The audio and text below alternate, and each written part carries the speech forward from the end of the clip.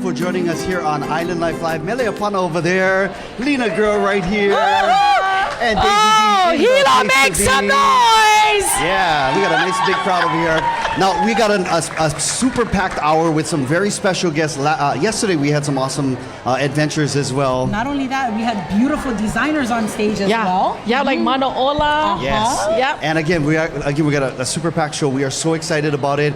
Before we get into that, let's look at some of the highlights that we had from yesterday as we get ready for our first guest.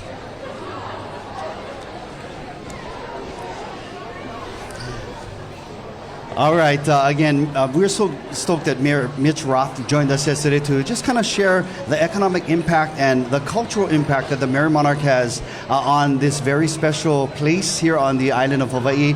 And again, we are just so excited to welcome a new guest. She represents the Office of Native Hawaiian Relations. It kind of falls under the umbrella of the Department of Interior. Right. So big shot over here, and we'll tell you why she's a big shot, because she get plenty money for us. It's the whole grant. But before we talk about that, Lisa Oshiro Sugunuma, welcome to our show. Oh, mahalo for having us. I'm not the big shot, but at least working closely with the big shot. Secretary Holland has been awesome, supporting Native Hawaiians in all of our policies. All right, tell us first of all, what does the Office of Native Hawaiian Relations do? So our Office of Native Hawaiian Relations implements or assists the Secretary of the Interior in implementing the special legal, political, and trust relationship with the Native Hawaiian community. In doing that, we oversee the state's administration of the Hawaiian Homeland Trust. We uplift Native Hawaiian community voices and indigenous knowledge through our consultations. We connect Native Hawaiian community to different federal programs and services. We also are raising the visibility of our Native Hawaiian community across the federal government. Yeah, we're seeing a lot of that in headlines, in the news, and it's so important for our Native voices to be heard, because a lot of times it's other indigenous populations, and for us to have a seat at the table, that is very important, and we thank you guys for all that hard work. I just kind of we already know the answer, but how important is it for our Aboriginal population here in Hawaii to have a loud voice?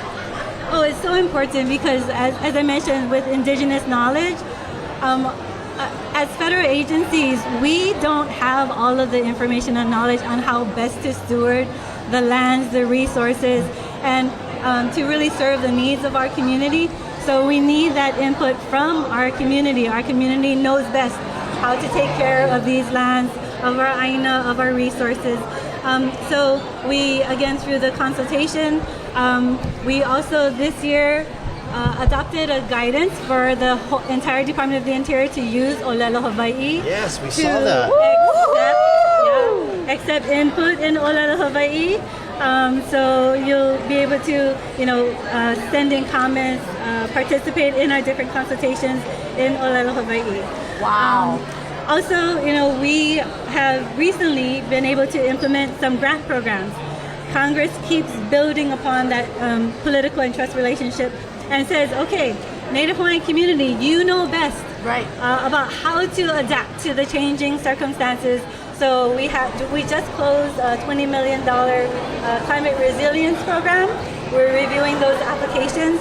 And just yesterday, we announced the third year of our $1 million Hawaiʻi grant program. Yes, beautiful. So 20 million, what is like the overall, like how much we get in the bank as far as federal funds? I know you just mentioned 20 million, but what is the big piece? He wants to know what the big bucket is. Because I like to know how much to ask for as well. Well, under Native Hawaiian Education Act, Native Hawaiian Healthcare Improvement Act, under NAHASDA to fund housing for DHHL, and workforce development, I think collectively, I don't know the numbers. We can check with our congressional delegation, who happens to sit on appropriations on both the Senate and the House side. So, continue to connect with the delegation about the needs that we have in our community.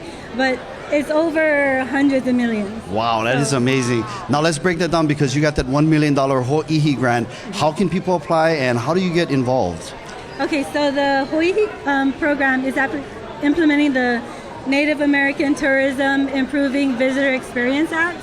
And we mahalo all those who have been, stewards engaged in the visitor industry they help to shepherd that legislation through for all Indigenous peoples nationwide. But for our Native Hawaiian programs, it's Native Hawaiian organizations as defined in the Native Act, and we're really trying to get our Native Hawaiian community to tell our stories, share about our cultural practices, and be an integral part of the visitor industry, bringing economic development to our Native Hawaiian community. Sell it, girl. I love it because we want those $1 million grants. Now, if you want more information about that, we'll put that up on our website at kitv.com/links. Thank you, Lisa, for joining us.